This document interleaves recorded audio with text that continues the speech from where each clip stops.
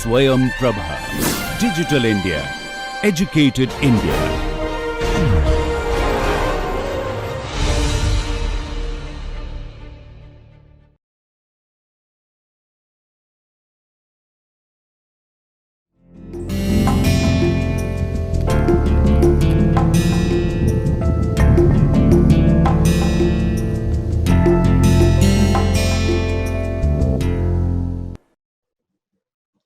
नमस्कार। राजनीतिक विचारधाराओं की चर्चा की अपनी श्रृंखला में अभी तक हमने बहुत सारी विचारधाराओं के बारे में चर्चा की है और आज की इस पूरी चर्चा में हमारा लक्ष्य सोशलिज्म या समाजवाद पर चर्चा करना है। हम लोगों ने विस्तार से मार्क्सवाद के बारे में चर्चा की है और मार्क्सवाद से संबंधित अपनी चर्चा में मैंने आपको विस्तार से बताने की कोशिश की कि मार्क्सवाद के भीतर किस तरीके से अलग-अलग तरह के एक स्तर उभर कर सामने आते हैं विचारों के, क्लासिकल मार्क्सवाद और ह्यूमनिस्ट मार्क्सवाद के रूप में। और आज की इस चर्चा में हमारी कोशिश होगी कि हम सोशलिज्म की अन्य धाराओं के बारे में समझें। हम यह समझने का प्रयास करें कि जो समाजवाद की एक धारा रही है समाज विज्ञान में, उसका स्वरूप कैसा रहा है। और इसके साथ ही हमारी कोशिश यह समझने की भी होगी कि जो तीसरी दुनिया है और उस संदर्भ में मैं भारत का उदाहरण आपके सामने रखूंगा, वहां पर समाजवाद किस रूप में उभर कर सामने आया। यानी कि एक कम्युनिस्ट आंदोलन तो अस्तित्व में था ही और मार्क्सवाद से प्रभावित होकर एक अलग धारा भी चल रही थी जो कि ह्यूमनिस्ट मार्क्सिज्म के रूप में उभर कर सामने आई थी, जिसमें हमने मार्क्स के बाद के लेखन या पहले के लेखन जो कि बाद में मिले, यानी कि युवा मार्क्स की रचनाओं को रखा था और उसको आधार बनाकर या उससे प्रभावित होकर या फिर खुद स्वतंत्र रूप से भी अलग तरीके से जिन लोगों ने मार्क्सवाद पे चिंतन किया, उन्हें उसमें शामिल किया था। लेकिन आज की जो हमारी चर्चा है वो इससे बिल्कुल ही अलग होगी। इसमें हम यह समझने की कोशिश करेंगे कि जो एक पूरा सोशल डेमोक्रेसी का कॉन्सेप्ट है, वह किस रूप में सामने आता है और फेबियन सोशलिज्म क्या है, रिविजनिज्म का जो पूरा डिबेट है वो क्या है, और अंत में हम भारतीय संदर्भ में इस बात पर भी ध्यान देंगे कि भारत में समाजवाद की जो पूरी रूपरेखा रही है वो किस रूप में सामने आई है। तो अभी जो हमारी चर्चा है उसमें सबसे जो शुरुआती प्रमुख बिंदु हमें याद रखने की आवश्यकता है वह यह कि हम आज जो समाजवाद की चर्चा कर रहे हैं उसमें हम जो समाजवाद का बड़ा हिस्सा है यानी कि मार्क्सवाद, उसके बारे में चर्चा नहीं करेंगे क्योंकि पहले के 2 एपिसोड में मैं इसके बारे में बता चुका हूं। अभी मेरा लक्ष्य मार्क्सवाद से इतर, मार्क्सवाद से अलग हटकर जो समाजवाद की धाराएं सामने आई हैं उन पर विचार करना है। अगर हम अपनी चर्चा को आगे बढ़ाएं तो जो सबसे शुरुआती चीज मैं आपको बताना चाहूंगा वह यह है कि समाजवादी या समाजवाद शब्द लैटिन शब्द सोशियर से उत्पन्न हुआ है, सोशिएर। सबसे पहले 1827 में ब्रिटेन में इस शब्द का इस्तेमाल किया गया। इसका प्रयोग कोऑपरेटिव मैगजीन के एक अंक में हुआ। 1830 के दशक के आरंभ में ब्रिटेन में रॉबर्ट ओवेन और फ्रांस में सेंट साइमन के अनुयायियों ने इनके विचारों के लिए समाजवाद शब्द का आरंभ कर दिया। तो शुरुआती दौर में समाजवाद शब्द का जो प्रयोग है वह ज्यादा पुराना नहीं है, हम यह कह सकते हैं। और अगर हम समाजवाद के मुख्य तत्वों की बात करें तो इसमें सबसे जो पहला और बुनियादी तत्व है वो यही है कि इसमें मनुष्यों को के बारे में यह माना जाता है कि वे समुदाय के भीतर रहने वाले प्राणी के रूप में हैं। यह जो सोच है वह पूरी तरीके से उदारवादी चिंतन से अलग है। उदारवादी चिंतन में समुदाय को इतना ज्यादा महत्व नहीं दिया जाता है। उदारवादी चिंतन में व्यक्ति की जो अपनी सोच होती है, व्यक्ति की जो अपनी क्षमता होती है, उसको सबसे ज्यादा महत्वपूर्ण माना जाता है। तो समुदाय की जो एक पूरी अवधारणा है उसने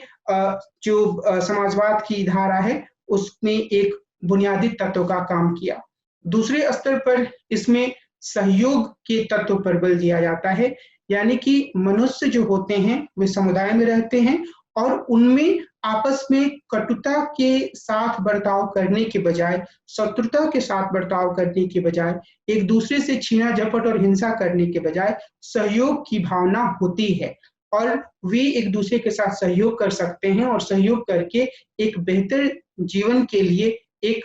सही दिशा में आगे बढ़ सकते हैं। और तीसरा, इसमें समानता के मूल्य पर जोर दिया जाता है। समानता का मतलब यह नहीं है कि हर स्तर पर, हर मायने में समानता, यानी कि इसका अर्थ यह बिल्कुल नहीं है कि यह उम्मीद की जा रही है समाजवाद की पूरी अवधारणा के भीतर कि हर व्यक्ति एक जैसा हो जाएगा, सबकी बुद्धिमत्ता, सबका इंटेलिजेंस जो है वो एक जैसा हो जाएगा। यह उम्मीद नहीं है, बल्कि उम्मीद इसमें बुनियादी रूप से यही है कि कोई भी व्यक्ति इस स्थिति में नहीं होगा कि वह किसी दूसरे व्यक्ति के जीवन पर नियंत्रण स्थापित कर सके, या कोई व्यक्ति ऐसा नहीं होगा जो कि इतनी दुर्बल स्थिति में रहे कि वह जिस तरीके से एक मानवीय जीवन जीना चाहता है वैसा ना जी पाए। लेकिन इसके साथ ही ये सामाजिक वर्ग के अस्तित्व को स्वीकार करते हैं, और सामाजिक वर्ग के अस्तित्व को स्वीकार करने का मतलब यह है कि समाज में अलग-अलग स्तरों पर अलग-अलग तरीके के वर्ग हैं। इसमें से कुछ वर्गों की स्थिति ज़्यादा मजबूत हो सकती है, और जो समाजवाद के भीतर जो अलग-अलग धाराएँ हैं, जिसमें मैं मार्क्सवाद का भी उल्लेख करूँगा, तो मार्क्सवाद की धारा में वो ये मान कर चलते हैं, जितने भी उस धारा को मानने वाले विद्वान हैं, कि एक समय ऐसा आएगा जब यह जो पूरा टकराव है वह खत्म हो जाएगा और उस टकराव के स्थान पर एक ऐसी स्थिति सामने आएगी जहाँ पर कि जितने सारे व्यक्ति हैं, जो मनुष्य हैं, वह आपस में मिलजुल कर स्वाभाविक रूप से रहेंगे। लेकिन समाजवाद की जो अन्य धाराएँ हैं जिस पर आज हम विचार कर रहे हैं, उनमें से अधिकांश में यह माना जाता है कि जो अलग-अलग तरह के सामाजिक वर्ग हैं उनमें एक तरीके का साझापन या एक सामंजस्य की स्थिति लाई जा सकती है। और इसी संदर्भ में जो समाजवाद का जो चौथा बिंदु है, साझा स्वामित्व का बिंदु, वह उभर कर सामने आता है। यानी कि इसमें यह माना जाता है कि चाहे प्राकृतिक संसाधन हो, चाहे कोई अन्य तत्व हों जो कि समाज के भीतर, समुदाय के भीतर हैं, उस पर सबका साझा स्वामित्व है, बजाय इसके कि कोई एक वर्ग या कोई एक तबका इसका दावा करे। तो जो मुख्य बात है वह यह है कि ये जिन तत्वों का उल्लेख मैंने किया, उन तत्वों के बारे में समाजवाद की विभिन्न धाराओं में अलग-अलग तरह के मत हो सकते हैं। खास तौर पे मैंने जो इंगित किया आपके सामने, वह सोशल क्लास के एग्जिस्टेंस या सामाजिक वर्ग के अस्तित्व के बारे में। लेकिन आम तौर पर एक समुदाय का अस्तित्व होना, मनुष्यों में सहयोग की भावना का होना, मनुष्यों के भीतर साझा स्वामित्व की भावना का होना, ये सारे जो तत्व हैं और समानता के प्रति जो एक चाह या जो एक आग्रह है, वह समाजवाद की हर प्रकार के समझ में मौजूद होता है। लेकिन अगर हम इसे एक दूसरे अर्थ में समझने की कोशिश करें, जैसे कि मैं बार-बार आपको बताने की कोशिश कर रहा हूँ कि जो समाजवाद हासिल करने का जो तरीका है, वह अलग-अलग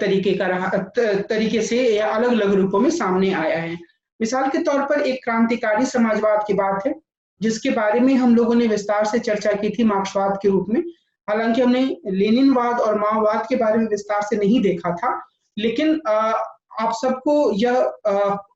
पता होगा, अगर आपने पिछले एपिसोड्स को देखा होगा तो, या अगर आप राजनीति विज्ञान और समाज विज्ञान के छात्र हैं, तो आपको यह अंदाजा होगा कि कार्ल मार्क्स ने एक ऐसे सिद्धांत को देने की कोशिश की जिससे कि सामाजिक परिवर्तन किया जा सकता है और एक वर्गहीन स्थिति लाई जा सकती है। एक ऐसे समाज की स्थापना की जा सकती है जहाँ पर वर्गों का अस्तित्व ना हो और वो एक साम्यवादी समाज हो। और फ्रेडरिक एंगल्स के साथ मिलकर मार्क्स ने कम्युनिस्ट मैनिफेस्टो लिखा, कुछ अन्य रचनाएं की और इसमें इन लोगों ने इस तरीके का सिद्धांत प्रस्तुत किया। V.I. लेनिन एक ऐसे व्यक्ति थे जिन्होंने बोल्शेविक पार्टी के माध्यम से मार्क्सवाद की कुछ के बुनियादी सिद्धांतों में थोड़ा बहुत बदलाव करते हुए, उसमें वैनगार्डिज्म का तत्व लाते हुए सबसे पहले 1917 में क्रांति की थी। और ये इस चीज को मानते थे कि आगे चलकर एक वर्गहीन समाज की दिशा में या एक कम्युनिस्ट समाज की दिशा में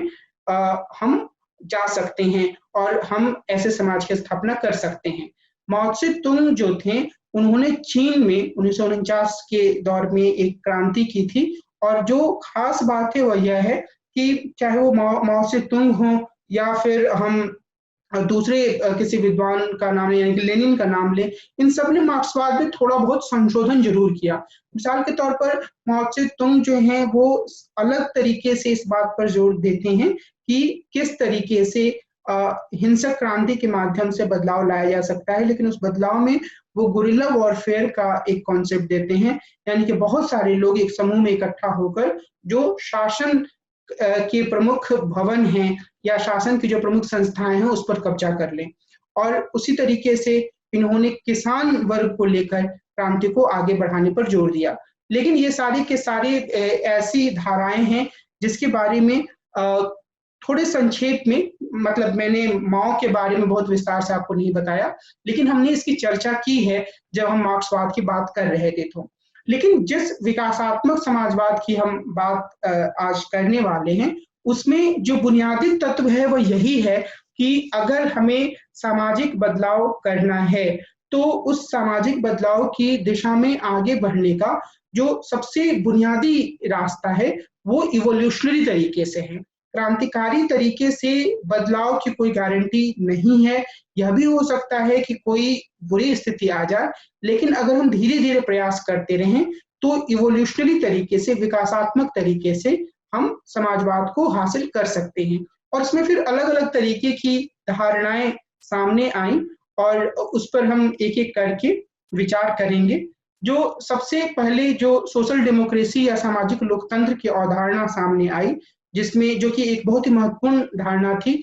और इसके भीतर फिर अलग अलग उपधाराओं के अस्तित्व को हम देख सकते हैं। और इसमें जो एक विकासात्मक समाजवाद की अवधारणा थी वो महत्वपूर्ण मानी गई। सबसे शुरुआत में मार्क्सवाद को आधार बनाकर, यानी कि हम कह सकते हैं कि 19वीं सदी के दूसरे भाग में 7वें या 8वें दशक के आसपास कई सारे ऐसे दलों का गठन हुआ जिसमें कि मार्क्सवाद को एक बुनियादी विचार माना गया। और इसमें जो मार्क्सवाद के भीतर जो सामाजिक लोकतंत्र ऊपर जोर देने वाले दल थे, जर्मनी में कुछ दल गठित हुए और अन्य दलों में भी, अन्य देशों में भी, तो उन्होंने इसे राजनीतिक लोकतंत्र से अलग माना और यह कहा गया कि जो सामाजिक लोकतंत्र है इसमें प्रोडक्शन के जो पावर्स होते हैं, उत्पादन की जो शक्तियां होती हैं, उनका कलेक्टिवाइजेशन या सामूहिकीकरण किया जाएगा और इसके माध्यम से बदलाव स्थापित करने की कोशिश की जाएगी। राजनीतिक लोकतंत्र के बारे में यह कहा गया कि यह मोटे तौर पर किसी भी तरीके से सत्ता को हासिल करने का एक तरीका मात्र है, लेकिन उन्होंने जिस सामाजिक लोकतंत्र की बात की उसे उन्होंने ज्यादा रेडिकल माना। जर्मनी में 1875 में गठित सोशल डेमोक्रेटिक पार्टी इसी तरह की एक पार्टी थी,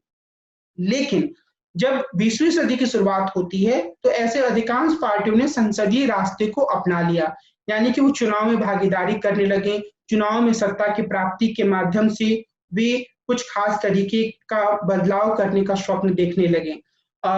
और इन्होंने खुद को क्रमिक या शांतिपूर्ण समाजवाद के प्रति समर्पित कर दिया। क्रमिक का अर्थ है कि धीरे धीरे छोटे छोटे स्तरों में बदलाव आएगा और शांतिपूर्ण तरीके से आएगा, उसके लिए किसी हिंसक क्रांति की आवश्यकता नहीं है और इसी तरीके से हम समाजवाद के रास्ते तक पहुंच सकते हैं। तो ये पूरी तरीके से जो क्लासिकल मार्क्सिज्म का जो नोशन था कि क्लास स्ट्रगल होगा, रेवोल्यूशन होगा, डिक्टेटरशिप और प्रोलेटेरिएट होगा, फिर समाजवाद और उसके आखिर में साम्यवाद की स्थिति आएगी, उससे ये एक अलग दिशा की ओर आगे बढ़ गया। और 20वीं सदी के मध्य में इन पार्टियों ने पूंजीवाद में सुधार करके इसे माननीय बनाने को अपना लक्ष्य घोषित कर दिया। यानी कि आरंभिक दौर में तो पहले उन्होंने कहा कि हमारा लक्ष्य समाजवाद की स्थापना करना ही है, लेकिन द्वितीय विश्व युद्ध के बाद अधिकांश देशों में जो सोशल डेमोक्रेटिक पार्टीज थी उन्होंने ये कहा कि अब पूंजीवाद को पूरी तरीके से नष्ट करने की आवश्यकता नहीं है, बल्कि इसमें कुछ रिफॉर्म किया जा सकता है और इसे ज्यादा मानवीय बनाया जा सकता है। इसे ऐसा बनाया जा सकता है जिससे जो मजदूर वर्ग है, जो श्रमिक तबका है, उसे कम से कम शोषण का सामना करना पड़े।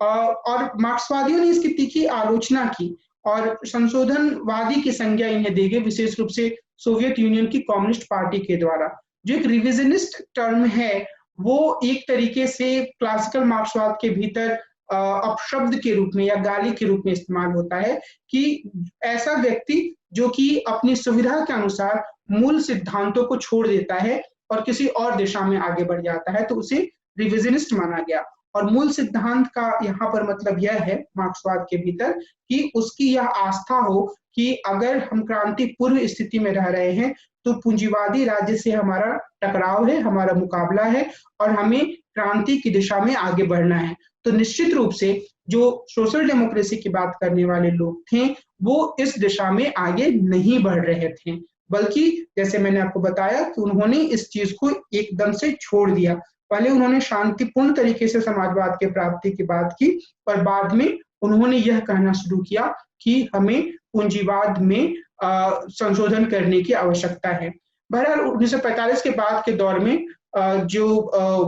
यूरोप में सोशल डेमोक्रेसी की लोकप्रियता काफी बढ़ी। अब मैं आपके सामने सामाजिक लोकतंत्र की कुछ प्रमुख विशेषताओं के बारे में कुछ बातें कहना चाहूंगा। आगे हम थोड़ा सा कुछ बिंदुओं को विशेष रूप से देखेंगे, खासतौर पे इथिकल सोशलिज्म यानी कि शास्त्रीय समाजवाद के पहलू को और रिविजनिज्म के या संशोधनवाद के पहलू को। लेकिन अभी मैं परिचयात्मक रूप से आपके सामने इन विशेषताओं को रखना चाह रहा हूँ। नीति शास्त्रीय समाजवाद या इथिकल सोशलिज्म से मतलब यहाँ पर यह है कि जो एक सामाजिक रूप से एक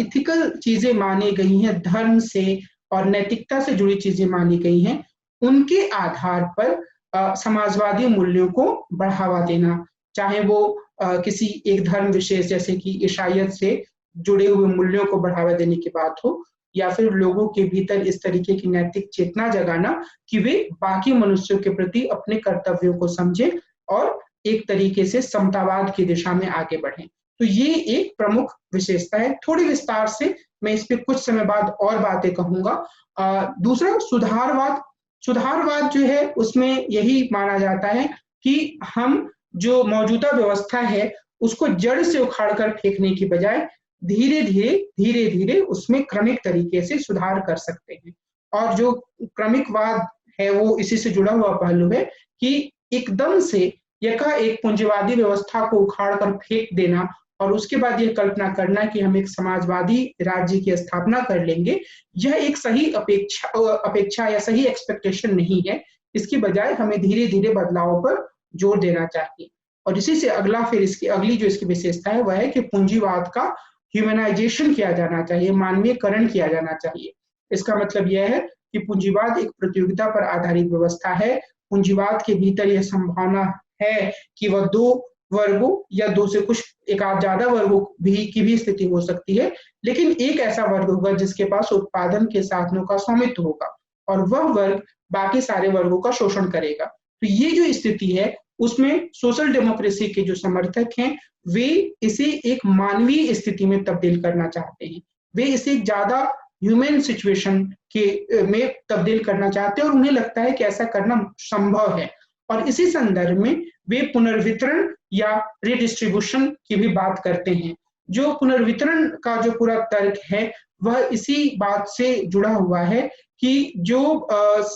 कुछ हाथों में संसाधन होते हैं, कुछ हाथों में रिसोर्सेज होती हैं, उन्हें एक ऐसी व्यवस्था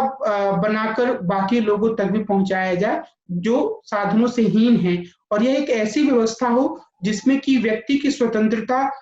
अत्यधिक बाधित ना हो। थोड़ी बहुत सीमाएं उस पर लगती हैं तो उसे स्वीकार किया जा सकता है, लेकिन रीडिस्ट्रीब्यूशन किया जाना चाहिए, क्योंकि रीडिस्ट्रीब्यूशन करके ही हम सुधारवाद और क्रमिकवाद के द्वारा समाजवाद की ओर आगे बढ़ सकते हैं। इसके अलावा जो सोशल डेमोक्रेसी की जो पूरी अवधारणा है उसमें जिस तरीके की समाजवाद की परिकल्पना की गई है उसमें यह माना जाता है कि जो वर्ग संघर्ष की स्थिति होती है वो तो पूंजीवाद के भीतर होती है, लेकिन जो हमारा लक्ष्य है वह यह है कि हम इस वर्ग संघर्ष की स्थिति को कम से कम करें। और सोशल डेमोक्रेसी के सपोर्टर्स ये स्थिति पैदा करना चाहते हैं, यानी कि वो ये चाहते हैं कि हमेशा ही जो अलग अलग वर्ग हैं उनके बीच में एक समानता की स्थिति बने। इसी संदर्भ में वो सापेक्षिक समानता की बात करते हैं, यानी कि एक ऐसी स्थिति तो नहीं हो सकती है जिसकी कल्पना साम्यवादी स्थिति के रूप में मार्क्सवाद के भीतर की गई है, जिसमें यह माना जाता है कि प्रत्येक व्यक्ति जो है उसके पास कोई निजी संपत्ति नहीं होगी सिवाय अपने कुछ कपड़े या निजी जरूरत के सामान के, और हर व्यक्ति अपने सामर्थ्य के अनुसार काम करेगा और उसे उसकी आवश्यकता के अनुसार मिलेगा। जो सोशल डेमोक्रेसी के जो सपोर्टर्स हैं, जो इवोल्यूशनरी सोशलिज्म की बात करने वाले लोग हैं, वे यह मानते हैं कि ऐसी स्थिति नहीं लाई जा सकती है, लेकिन ज़रूर ऐसी स्थिति लाई जा सकती है, जहाँ पर असमानता की जो खाई है, वह बहुत चौड़ी ना हो। एक सापेक्षिक समानता की स्थिति हो, जो लोग श्रमिक वर्ग से संबंधित हैं, जो वो लोग ऐसे वर्ग से संबंधित हैं जिसके पास उत्पादन के साधन नहीं हैं, उनके पास भी ऐसा संसाधन रहे कि वे अपने बच्चों को अच्छी शिक्षा दिला पाएँ, एक स्तर तक अपने लिए अच्छी ज़िंदगी हासिल कर पाएँ, और अगर मौका मिले तो वो और आगे जा पाएँ। और जो दूसरा वर्ग है जिसके पास उत्पादन के साधन है, वह भी संयमित रूप से अपने संपदा, अपनी संपत्ति का प्रयोग करे। और इस संदर्भ में मिश्रित अर्थव्यवस्था या मिक्स्ड इकोनॉमी का भी समर्थन सोशल डेमोक्रेसी को मानने वाले लोगों ने किया। मिश्रित अर्थव्यवस्था जो कि हमारे देश में भी लागू की गई आजादी के बाद के दौर में, उसका अर्थ यह है कि जो अर्थव्यवस्था के कुछ क्षेत्र हैं, वह निजी हाथों में, निजी उद्यमियों के हाथों में रहेंगे, और कुछ क्षेत्र जो हैं उस पर राज्य का नियंत्रण रहेगा। और इसके माध्यम से एक ऐसी व्यवस्था की परिकल्पना की जाती है जिससे कि दोनों मिलकर देश की जो पूरी व्यवस्था है उसको आगे ले जाएंगे। अब इसमें हमेशा अलग-अलग तरीके के विवाद उभर कर सामने आते हैं कि किस पहलू पर जो निजी क्षेत्र है उसका कब्जा होना चाहिए और किस पहलू पर राज्य का स्वामित्व होना चाहिए। बहरहाल इसमें आर्थिक प्रबंधन पर जोर दिया जाता है जिससे कि समाज में असमानता जरूरत से ज्यादा ना बढ़े। संसदीय दल की राजनीति पे विश्वास किया जाता है, संसदीय राजनीति में विश्वास किया जाता है, बजाय इसके कि कोई क्रांतिकारी राजनीति हो जिसमें कि एक खास तरीके के समूह को बाकी समूहों के लिए दुश्मन घोषित किया जाए और उसके खिलाफ क्रांति का बिगुल बजाई जाए। इसके बजाय नीतियों को जनता के सामने रखकर, लोगों के सामने रखकर एक ऐसी सरकार बनाने पर जोर दिया जाता है जो कि सामने आने यानी कि गठित होने के बाद जो गरीब लोग हैं या श्रमिक वर्ग के लोग हैं उनकी भलाई के लिए काम करे, समाज में जो असमानता की खाई है उसको कम करने का प्रयास करे। राजनीतिक बहुलवाद भी इसकी एक विशेषता है, यानी कि यह माना जाता है सोशल डेमोक्रेसी के भीतर,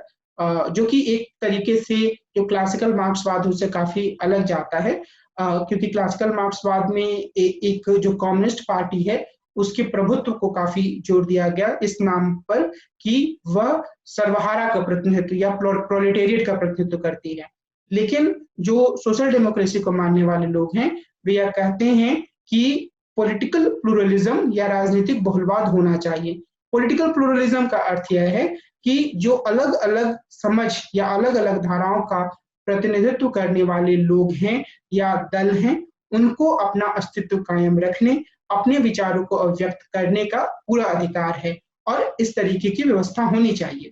इसके अलावा इसमें उदारवादी लोकतांत्रिक राज्य की बात कही जाती है कि जो राज्य होगा वह उदारवादी मूल्यों को आगे बढ़ाएगा, जिसमें कि व्यक्तियों की स्वतंत्रता की हिफाजत की बात होगी और जिसमें इस बात पर जोर दिया जाएगा कि किस तरीके से जो एक लोकतांत्रिक राज्य है वह काम करेगा और वह हर तरीके के बहुलवाद को का सम्मान देने की बात करेगा। जो अगली विशेषता है वह इस बात से संबंधित है कि जो एक राष्ट्र राज्य है वह एक ऐसी इकाई है, एक ऐसा यूनिट है जिसके भीतर हम एक बेहतर समाज की या एक समाजवादी समाज की स्थापना कर सकते हैं। यह विचार जो है वह काफी हद तक एक अंतरराष्ट्रीयतावाद जो क्लासिकल मार्क्सवाद के भीतर पाया जाता है उससे खुद को दूर करता है और यह एक राष्ट्र राज्य को एक सार्थक इकाई या एक मीनिंगफुल यूनिट के रूप में मानता है। और सबसे महत्वपूर्ण बात यह है कि यह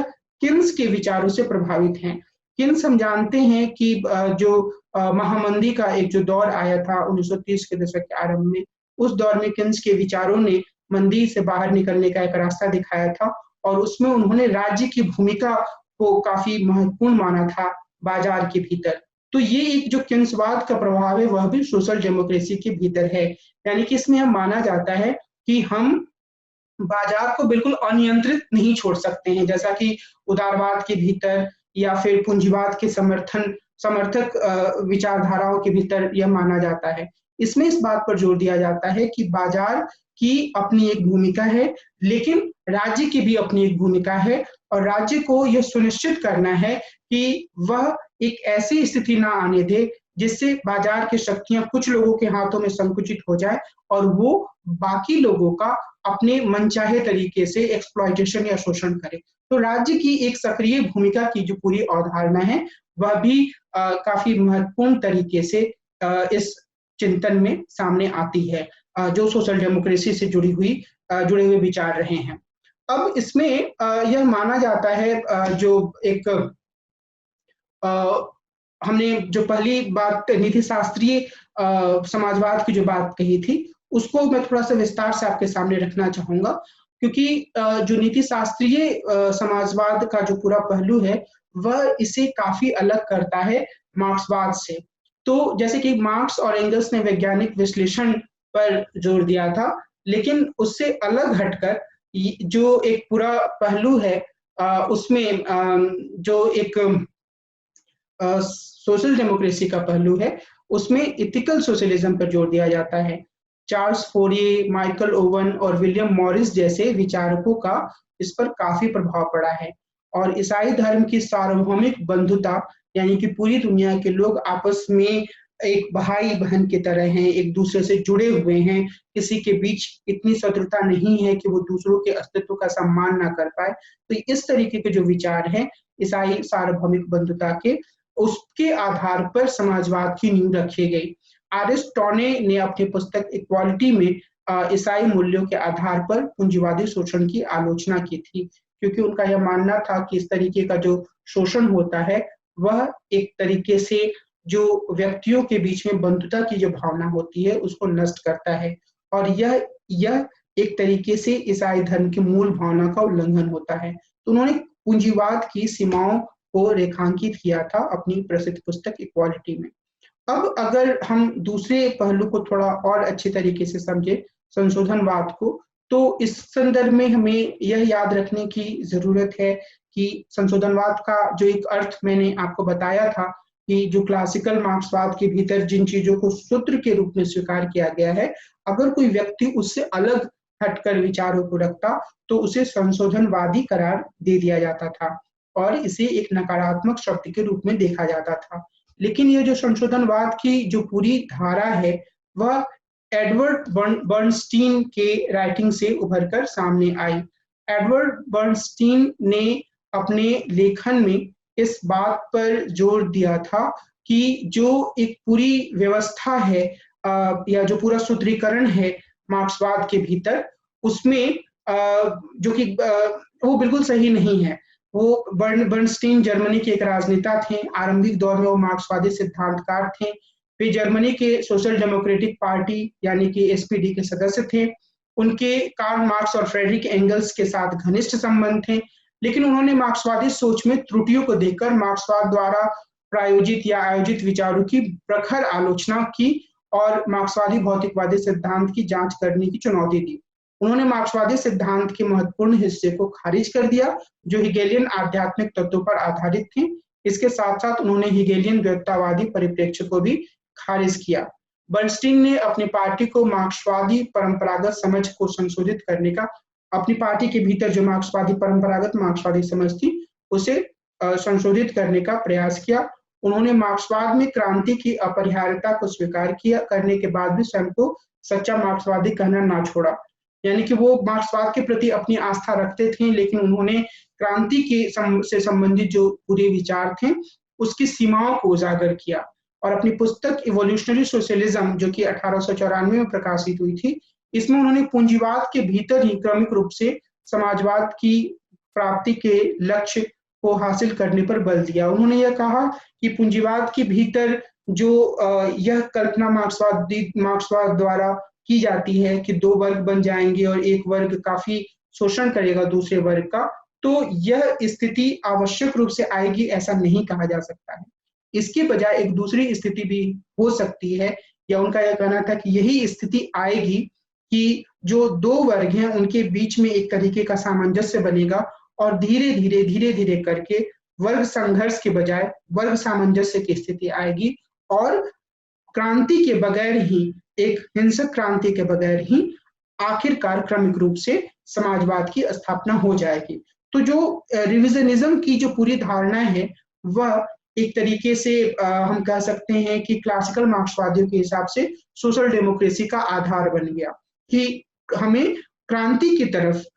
या फिर मजदूरों को संगठित करके पूंजीपति वर्ग के खिलाफ बगावत या विद्रोह करने की दिशा में आगे बढ़ने की तरफ जाने की जरूरत नहीं है। इसके बजाय हमें धीरे धीरे पूंजीवादी राज्य के भीतर ही परिवर्तन करने पर ध्यान केंद्रित करना चाहिए। जो एक अन्य धारा इवोल्यूशनरी सोशलिज्म और जो सोशल डेमोक्रेसी के जो तत्व थे उनके साथ जुड़कर सामने आई, वह फेबियन विचारधारा के रूप में, फेबियन समाजवाद के रूप में जाना जाता है।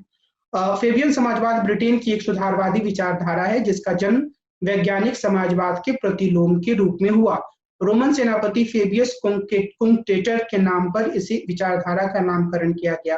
फेबियन समाज ब्रिटेन में 1884 में संगठित की गई थी और 1900 में यह साहित्यिक पत्रकार दल के रूप में लेबर पार्टी से संलग्न हो गई। लेबर पार्टी अभी भी ब्रिटेन में सक्रिय है। लेनिन के अनुसार फेबियन समाजवाद अवसरवाद तथा उदारतावादी मजदूर नीति की सर्वाधिक पूर्ण अभिव्यक्ति है, यानी कि लेनिन ने इसकी तीखी आलोचना की थी और कुल मिलाकर यह कहा जा सकता है कि यह उदारवादी मूल्यों के साथ श्रमिक के पक्ष में नीतियां बनाने पर बल देता है। ब्रिटेन में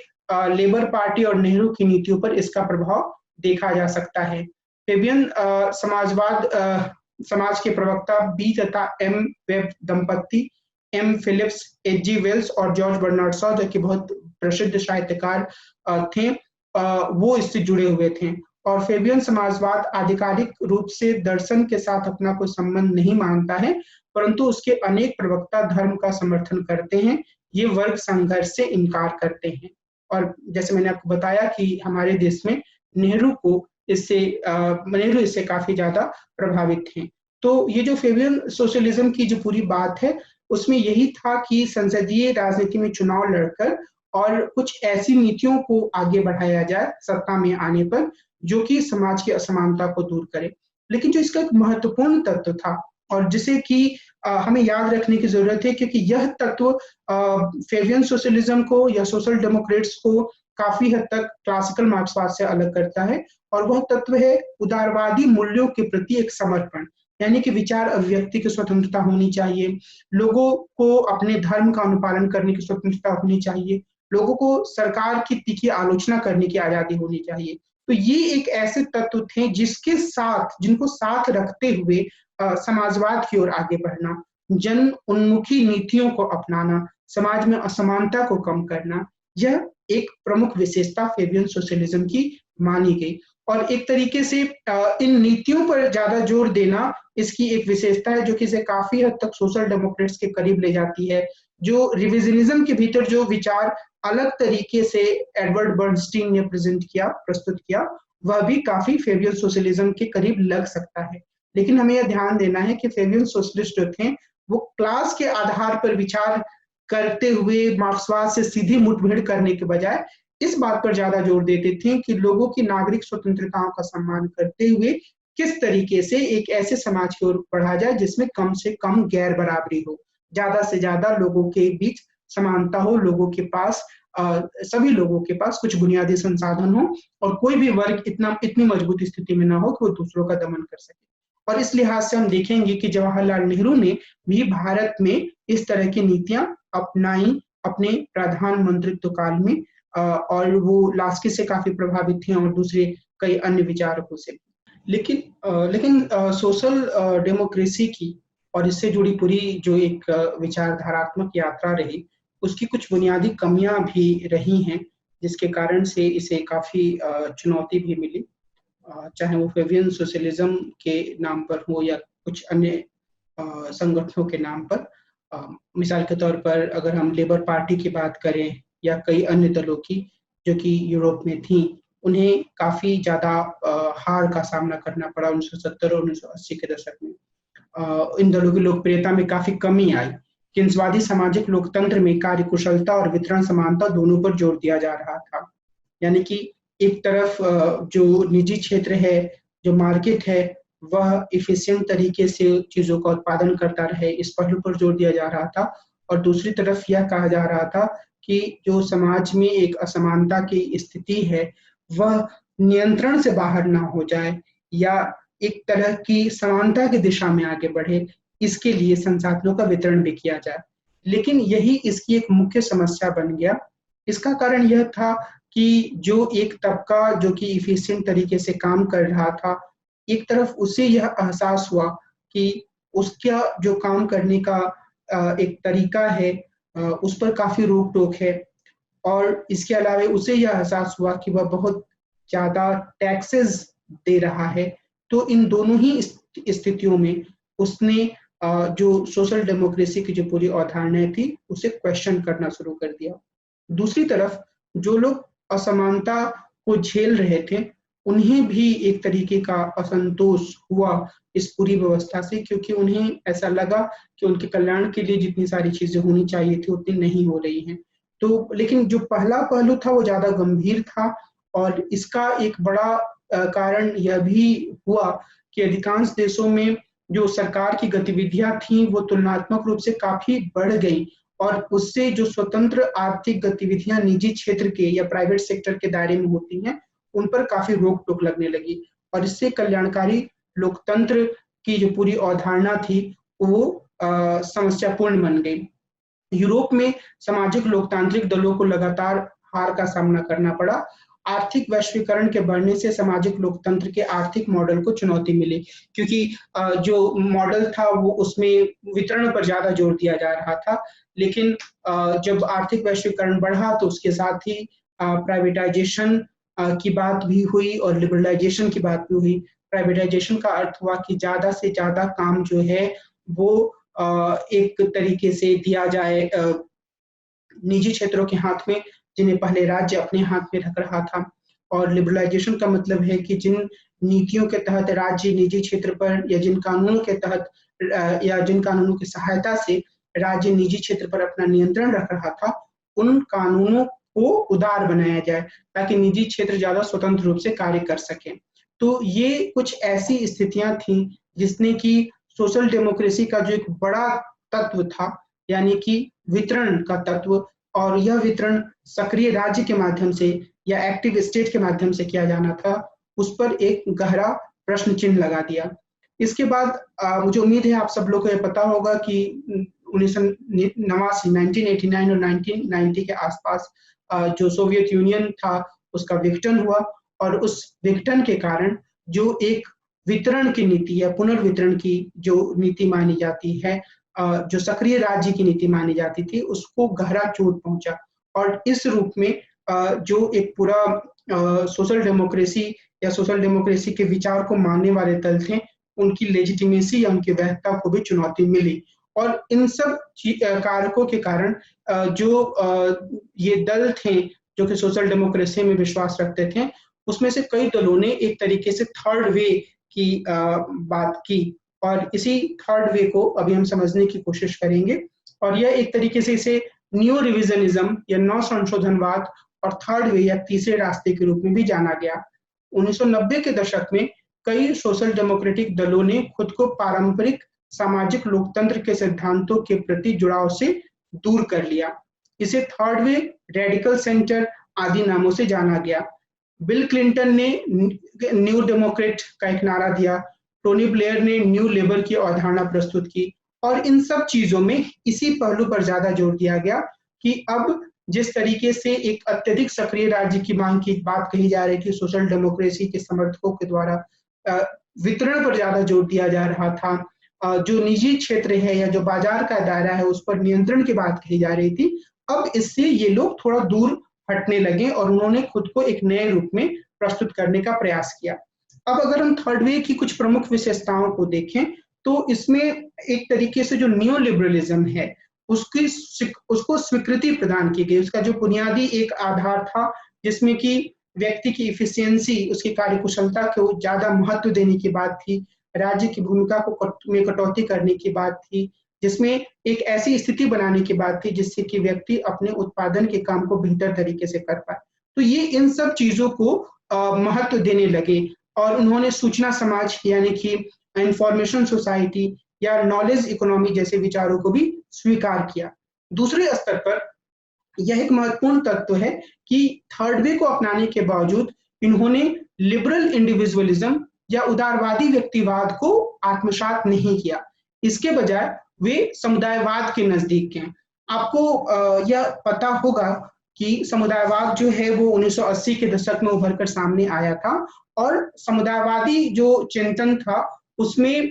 मुख्य रूप से यह जॉन रॉल्स का जो न्याय का सिद्धांत था उसके उस सिद्धांत की आलोचना के रूप में उभर कर सामने आया था। जॉन रॉल्स और उदारवाद के भीतर जो व्यक्ति की अवधारणा थी उसे समुदायवादियों ने एक तरीके से एटोमिस्ट अवधारणा की संज्ञा दी और उसकी आलोचना की और उन्होंने यह कहा कि जरूरत इस बात की है कि व्यक्ति की एक ऐसी अवधारणा को विकसित किया जाए जिसमें यह माना जाए कि व्यक्ति समुदाय से जुड़ा हुआ है। तो जो थर्ड वे की बात करने वाले राजनीतिक दल थे या जो विचारक थे उन्होंने इसी बात पर जोर दिया कि निश्चित रूप से नव उदारवादी मूल्यों को अपनाया जाना चाहिए, लेकिन उदारवादी व्यक्तिवाद को अपनाने की जरूरत नहीं है। इसके बजाय हमें यह मानना होगा कि जो व्यक्ति है वो समुदाय के भीतर अवस्थित है, समुदाय के से उसका एक कनेक्शन, उसका एक जुड़ाव है और उससे अलग करके हम व्यक्ति की परिकल्पना नहीं कर सकते हैं। तो इस रूप में इन्होंने अपने विचार को रखा। इसके अलावा इसमें निष्पक्षता, आत्म अवसर यानी कि खुद को व्यक्ति इतना सक्षम हो कि खुद के लिए अवसर पैदा करे, खुद की सुरक्षा को सुनिश्चित करे, सेल्फ रिलायंट हो, लेकिन इसके साथ ही अंतर्निर्भरता यानी कि उसके साथ अगर हम सेल्फ रिलायंट हैं तब भी हमारे भीतर यह एहसास हो कि जो बाकी लोग हैं उन पर भी हम निर्भर हैं या वो भी हम पर निर्भर हैं। तो एक समुदाय का जो मूल्य है उस पर भी थर्ड वे में लगातार जोर दिया गया। हालांकि एंथोनी गिडेंस से कहते हैं कि इसके आधार पर यह भी कहा जा सकता है कि इसमें एक तरीके का कॉन्ट्रडिक्शन या एक तरीके का अंतर्विरोध है। तो ये जो थर्ड वे का विचार था उसकी आलोचना गिडेंस ने की। इसके साथ ही इसमें प्रतियोगी बाजार राज्य की अवधारणा की बात कही गई। यह जो अवधारणा है कॉम्पिटिटिव मार्केट स्टेट, वह नव उदारवादी न्यूनतम राज्य की अवधारणा से अलग है। प्रतियोगी बाजार राज्य की अवधारणा जो है वह इस बात से संबंधित है कि बाजार में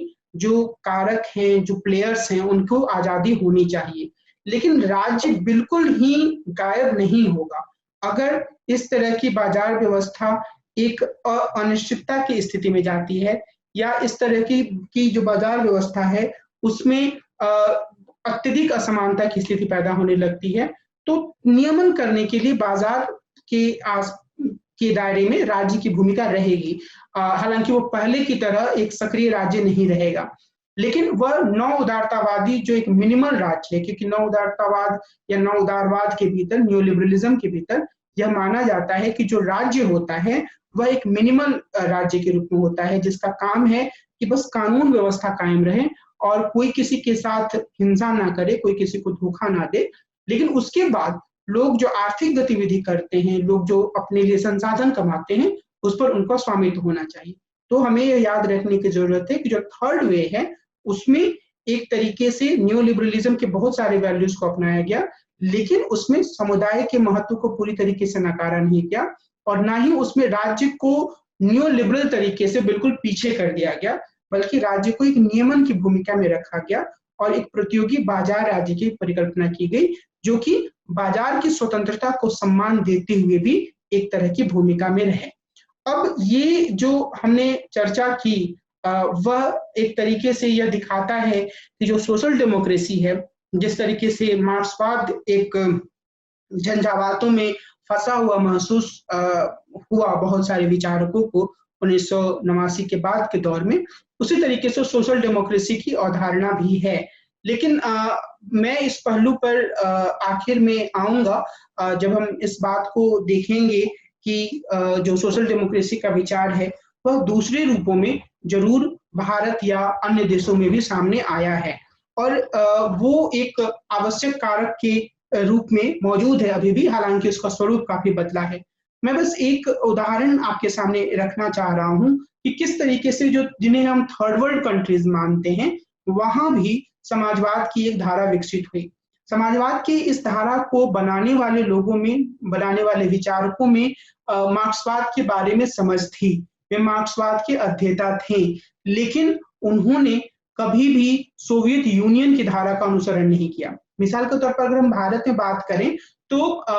यहाँ कम्युनिस्ट पार्टी एक थी, कम्युनिस्ट पार्टी ऑफ इंडिया, और बाद में आजादी के बाद 60 के दशक में जाकर communist party of India Marxist का गठन हुआ। तो कम्युनिस्ट पार्टियां यहाँ पर थी 1924-25 के समय से ही। लेकिन भारत में जो समाजवादी धारा है उसमें मार्क्सवाद के प्रति एक आकर्षण होने के बावजूद कुछ दूसरे मूल्यों पर बल दिया गया, और यह मूल्य जो है वो आवश्यक रूप से हिंसक क्रांति को नकारने से संबंधित है। मैं उस पहलू पे थोड़े समय बाद आता हूं। मैं सिर्फ आपको एक ऐतिहासिक रूप से बताना चाहता हूं कि कांग्रेस के भीतर एक कांग्रेस सोशलिस्ट पार्टी का गठन हुआ था 1934 में, और इसमें उस समय जो कांग्रेस सोशलिस्ट पार्टी का गठन करने वाले नेतागण थे, उनमें एक प्रेरणा के रूप में जवाहरलाल नेहरू और सुभाष चंद्र बोस मौजूद थे। यानी कि वो सक्रिय रूप से इंडियन जो कांग्रेस सोशलिस्ट पार्टी थी उसके गठन में सम्मिलित नहीं हुए, लेकिन उन्होंने एक काफी प्रेरणा का काम किया इस तरीके के संगठन के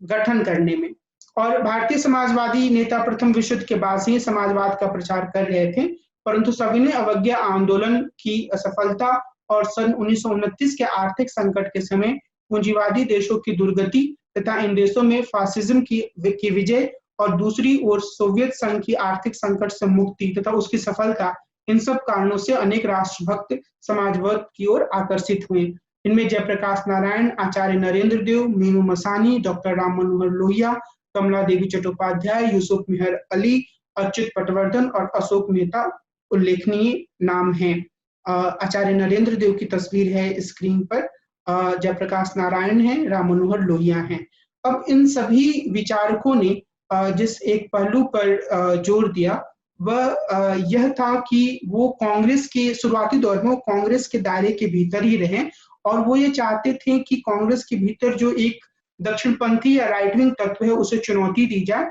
और समाजवादी ढंग से स्वराज प्राप्ति की जाए और समाजवादी मूल्यों को आगे बढ़ाया जाए। कुछ हद तक इन लोगों ने गांधी जी के समझौतावादी नीति का भी विरोध किया। गांधी जी घोर अहिंसावादी थे, लेकिन जबकि समाजवादी यह मानते थे कि अगर आवश्यकता पड़ती है तो सशस्त्र आंदोलन का सहारा लिया जा सकता है, और 1942 के आंदोलन में जेपी और लोहिया ने इस तरीके से एक सशस्त्र आंदोलन चलाया भी था। लेकिन जो मुख्य बात थी, जो कि बाद में और लोहिया के लेखन में और जेपी के लेखन में उभर कर सामने आई, वह यह थी कि बाद के दौर में इन लोगों ने काफी हद तक जो हिंसा की बात थी उसको एक तरफ छोड़ दिया। लोहिया ने सिविल नाफरमानी की बात की, यानी कि अन्यायपूर्ण स्थिति या अन्यायपूर्ण कानून का विरोध करने के लिए सिविल डिसोबीडियंस के रूप का इस्तेमाल करना, जिसे गांधी जी सत्याग्रह कहते थे, उसे लोहिया ने एक नए रूप में सिविल नाफरमानी कहा। इन लोगों ने बड़े उद्योगों को सीमित रखने की बात की कि बड़े उद्योग सिर्फ आप वहीं लगाइए जहां की उनकी जरूरत हो, बाकी जहां तक कुटीर उद्योगों या फिर छोटे उद्योगों से काम चल सकता है उन्हें लगाने पर इन लोगों ने जोर दिया। इन लोगों ने भारतीय संदर्भ में वर्ग और जाति के मिश्रण की बात कही और इस बात पर जोर दिया कि जो जाति है वह भी वर्ग से एक मिली जुली रूप में काम करती है और हम जाति को नकार कर सिर्फ वर्ग के आधार पर विश्लेषण नहीं कर सकते हैं। और इसके अलावा इन्होंने इस बात पर भी बल दिया कि जिस समुदाय या जिस राष्ट्र राज्य के भीतर वो समाजवाद की कल्पना कर रहे हैं, वहां के जो सांस्कृतिक मूल्य हैं, जो धार्मिक मूल्य हैं, उसे पूरी तरीके से खारिज करने के बजाय तार्किक रूप से विचार के रूप में उससे जुड़ाव करने की जरूरत है। तो मिसाल के तौर पर आचार्य नरेंद्र देव ने मार्क्सवाद और बौद्ध धर्म को लेकर काफी कुछ लेखन करने की कोशिश की। और जैसे मैंने आपको पहले बताया कि जाति की को वो एक अन्याय के प्रमुख स्रोत के रूप में स्वीकार करने लगे थे, विशेष रूप से राम मनोहर लोहिया ने अपने सैद्धांतिकरण में इसे स्थान दिया और आजादी के बाद के दौर में इसे एक राजनीतिक गोलबंदी का महत्वपूर्ण हथियार या महत्वपूर्ण साधन बनाया। जो चीज हम लोगों को याद रखने की आवश्यकता है वह यह है कि जो समाजवादी धारा थी उसके नाम पर अभी भी बहुत सारी पार्टियां मौजूद हैं, और जो एक पिछड़ी जातियों की गुलबंदी की राजनीति थी, वे इसी तत्व पर अब ज्यादा जोर देते हैं। वैचारिक भटकाव की बात हम कर सकते हैं, वह एक बिल्कुल अलग मुद्दा है। लेकिन अगर हम इवोल्यूशनरी सोशलिज्म की बात करते हैं, सोशल डेमोक्रेसी की बात करते हैं, तो जो पश्चिमी अनुभव है उससे अलग भारत में एक अलग प्रयोग हुआ। और जैसे नेहरू ने, जब वो कांग्रेस अध्यक्ष थे तो 1955 में आवड़ी कांग्रेस सम्मेलन में उन्होंने समाजवाद को अपना एक लक्ष्य घोषित किया। जब इंदिरा गांधी की सरकार थी तो 1976 में 1976 में समाजवादी शब्द को संविधान के प्रियम्बल या प्रस्तावना में जोड़ा गया। तो एक रुझान हमेशा से ही रहा है। और बाद के दौर में हम देखते हैं कि उदारीकरण की नीति हिंदुस्तान में, उदारीकरण वैश्वीकरण की नीति अपनाई गई, लेकिन इसके बावजूद राज्य की भूमिका को पूरी तरीके से खत्म करने की बात नहीं हुई। 21वीं सदी के पहले दशक में राज्य और ज्यादा सक्रिय रूप से पुनर्वितरण की नीतियों को लेकर सामने आता है। हालांकि उदारीकरण पर भी जोर दिया जाता रहा। काफी हद तक ये थर्ड वे की तरह ही माना जा सकता है जो पश्चिमी देशों में हुआ, जबकि राज्य हिंदुस्तान में, हमारे देश में मनरेगा जैसे कार्यक्रम को लेकर आता है, Mahatma Gandhi rural employment guarantee scheme के रूप में। तो मेरा ये कहना है कि ये कानून है, संसद के द्वारा बना हुआ कानून है मनरेगा, तो स्कीम की जगह एक्ट हमें बोलना चाहिए था। तो ये जो मनरेगा या फिर दूसरे कई अन्य चीजें, वहां राज्य एक तरीके से बाजार को उदार बनाने के बावजूद एक ऐसी भूमिका में आता है जो समाज के वंचित तबकों की मदद के लिए कुछ योजनाएं बना रहा है। तो निश्चित रूप से अगर हम 21वीं सदी या वर्तमान दौर में समाजवाद को देखें, तो जो इवोल्यूशनरी सोशलिज्म का आइडिया है, जिसमें कि राज्य की सक्रिय भूमिका के माध्यम से बदलाव की कल्पना की गई थी, हम यह नहीं कह सकते हैं कि वह पूरी तरीके से सफल है। हम यह नहीं कह सकते हैं कि उसका बहुत जोर है। हिंदुस्तान में भी जो नेहरूवादी नीतियां थी उनकी काफी मुखालफत की गई, तभी हम आगे बढ़े ग्लोबलाइजेशन और लिबरलाइजेशन की नीति की तरफ। लेकिन हमने राज्य को पूरी तरीके से न्यू लिबरल स्टेट की दिशा में नहीं जाने दिया, या हमारे देश में ऐसा नहीं हो पाया, क्योंकि एक तरीके से जो एक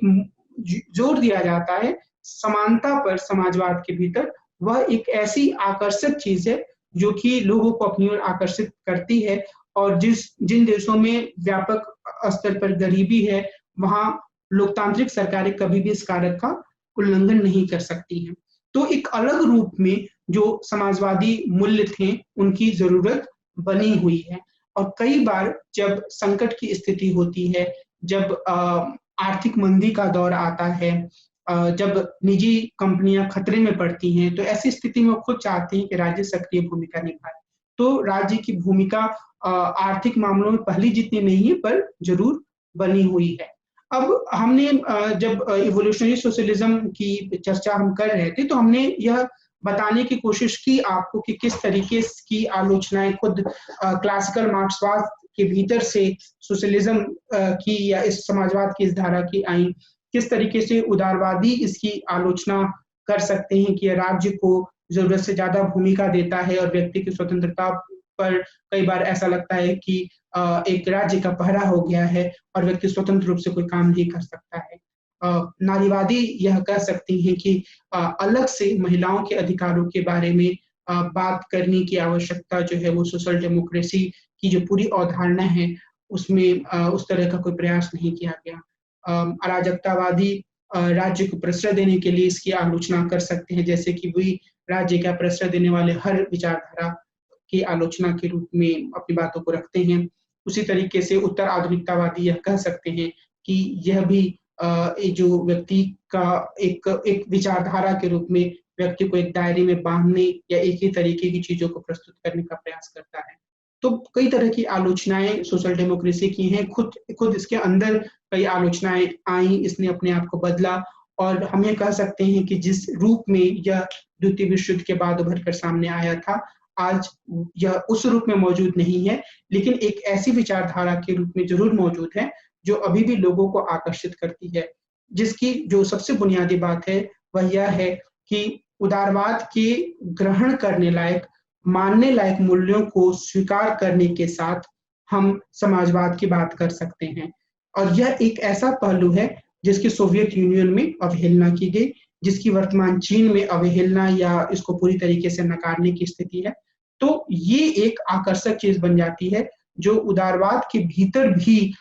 या उदारवाद के प्रति समर्पित लोगों को भी इस दिशा में, इस समाजवादी दिशा में सोचने के लिए या आगे बढ़ने के लिए प्रेरित करती है।